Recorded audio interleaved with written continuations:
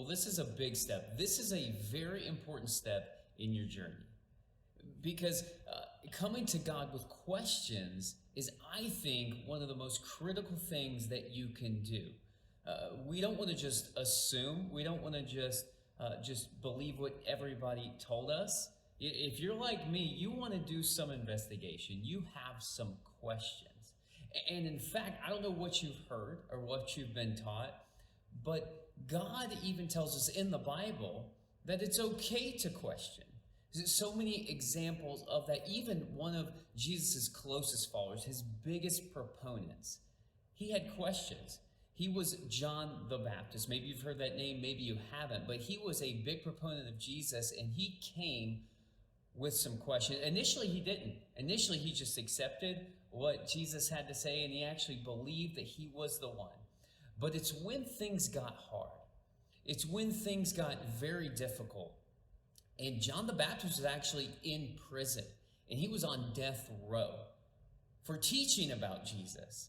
And he was about to be executed. And he asked his followers to go out and ask a question of Jesus. He said, Are you really the one? He was in his lowest moment. He was in his darkest time, and he reached out to God. He reached out to Jesus and had some questions. But you know what Jesus did? He didn't chastise him. He didn't belittle him. He didn't insult him. You know what Jesus did? Jesus sent evidence. He sent a message back to John and said, don't the lame walk? Don't the blind see? And he gave evidence, and he was actually pointing back to the Old Testament scriptures that prophesied of Jesus. Said, remember those promises? Didn't you see me do those things? Who else could do that but God? So it's okay to come with some questions. And maybe one of the biggest things that I've seen, the biggest part is the Bible. One of the things, you've probably heard a lot about, you've heard so many wrong things probably about the Bible is also that maybe you've heard that people of power, they just kind of compiled this book so that they could put people in subjugation, and they could control people. It's really the government that put these things together. Well, that's actually not true at all. What we have in the Bible, especially if we're looking at the New Testament where it talks about Jesus, the Bible is a story of people's real stories. Yeah, it's God communicating through people, but the New Testament is full of eyewitness accounts. They're people that actually saw the things that Jesus did, and they wrote it down. And there were these letters, and they passed it around to different churches. And that's an important way to think about how the Bible was compiled. We have the compiled Bible all together, neatly bound, packaged. It's got chapters, it got verses. Mine has a little leather. I think it's fake leather, but it's around. But that's not the way the Bible was actually created. The Bible was just eyewitness accounts of people writing down what they saw. But something that I think is so powerful about the Bible, when you think of really how it was put together, the Bible was actually written over a period of about 1,600 years. That is an amazing amount of time. And somewhere about 40 different authors that many of them, of course, most of them over that time, they didn't know each other.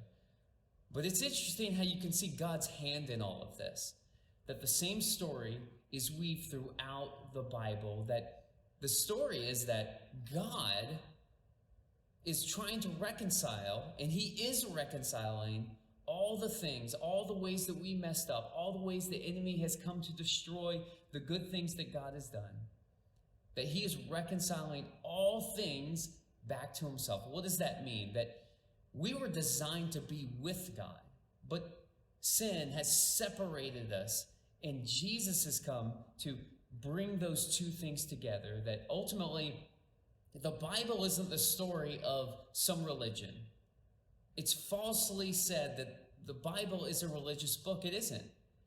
It's a book how God is bringing two things together, mankind and God, bringing it together. That's what the Bible is all about. And it's amazing, the evidence that we have of the Bible. One of the most powerful things that I get from studying the Bible and really researching is that it had to be true because it was from eyewitnesses.